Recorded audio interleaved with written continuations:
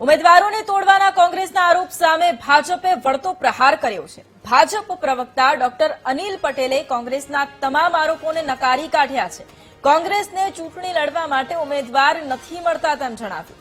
ઉમેદવાર શોધવા માટે કોંગ્રેસે અભિયાન ચલાવવું પડ્યું। કોંગ્રેસે માત્ર રિપોર્ટ કાર્ડ બતાવવા માટે ગમે તે ઉમેદવારને ઉભા રાખી દીધા।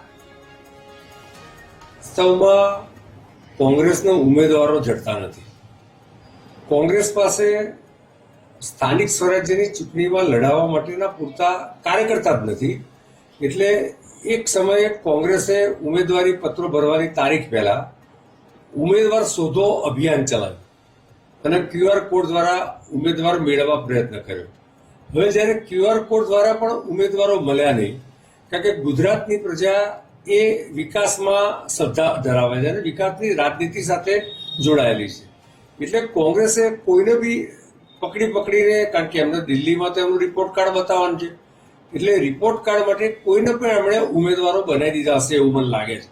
છતાં પણ જે રીતે 300 સીટો ઉપર બિનહરીફ ભાજપ થયું અને સાથે સાથે કેટલીક સીટો પર તો કોંગ્રેસ લડતું પણ નથી, તો 60% સીટો પર જ ઉમેદવાર મળ્યા। એ 60% સીટોમાં પણ લગભગ 30-35% એવા ઉમેદવાર છે કે જેને કોંગ્રેસ સાથે કોઈ નિસ્બત નથી। એટલે કોંગ્રેસે એક તરફ ઉમેદવાર શોધો અભિયાન ચલાવ્યું।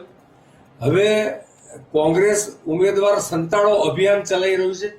કદાચ રાજનીતિક ઇતિહાસમાં એવી કેવી નબળી પાર્ટી બની ગઈ છે કે એને ઉમેદવાર મળતા નથી ને ઉમેદવાર સંતાડવા પડે છે। હજુ ચૂંટણી બાકી છે અને મને ચોક્કસ ખાતરી છે કે જ્યારે ચૂંટણી પતી જશે 28મે કાઉન્ટિંગના દિવસે કોંગ્રેસ સંતાડો અભિયાન ચલાવશે, કારણ કે વાસ્તવમાં કોંગ્રેસને 10% સીટો પણ ગુજરાતમાં મળે એ પ્રકારની પરિસ્થિતિ નથી।